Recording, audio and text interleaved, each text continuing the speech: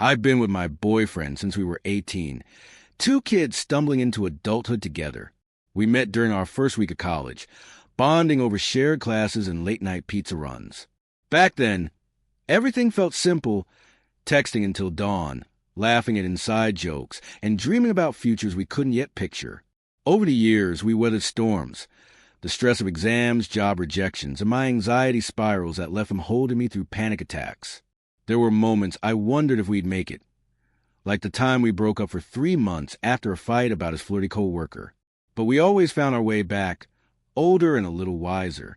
When we moved in together last year, it felt like a victory. Our apartment was small, with creaky floors and a view of a parking lot, but it was ours.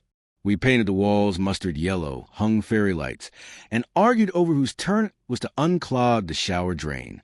Nights were spent curled on the couch, binge-watching shows, his arm around my shoulders like an anchor. We started talking about the future in concrete terms. Marriage by 28, a dog named Waffles, maybe a house near the coast. I'd never felt so sure of anything. A few days ago, everything shattered. He'd left his phone on the kitchen counter, buzzing with notifications while he showered. He'd always been forgetful, leaving keys in the door, losing wallets. So when he called out, "Can you check who texted?" I didn't hesitate. The screen lit up with a message from L. "Can't wait to see you again, kiss marked." My stomach lurched. I told myself it was a coworker, a joke, a misunderstanding. But then I scrolled up. Messages spanned weeks. Plans to meet at a hotel downtown. Flirty emojis. A photo of a wine-stained lipstick mark on a napkin. The last one read, "I miss you so much. When can we stop hiding?" My hand shook. I memorized the timestamps. Dates he claimed were work late nights. The shower stopped running. I quickly closed the app, my mind racing. That night, I waited until he fell asleep. His phone glowed in the dark as I crept to the bathroom, locking the door. I searched L in his contacts, bracing for a stranger's name. Instead, my mother's face smiled back on the profile photo, her in the sunflower dress I'd bought her last Christmas. The room spun. I slumped against the tiles, gasping for air. No, not her. Memories flooded me.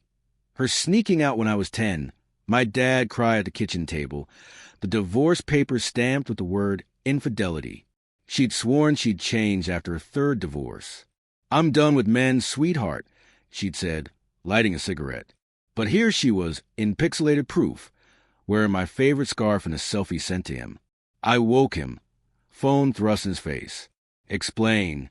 He paled, stammering denials until I read her messages aloud. "Your laugh is addictive. Remember the night at the marina?" He crumpled. "It just happened. Once, I swear." But the messages spanned months.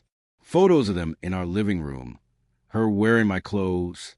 She'd borrowed that sweater last winter, claiming she was cold. I packed a bag while he begged. "Please, let's talk." I drove to my mom's, fury blurring the road.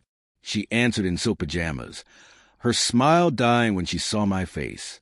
"How could you?" I spat. She didn't deny it. "I was lonely," she whispered. It didn't mean anything. I laughed, raw and broken.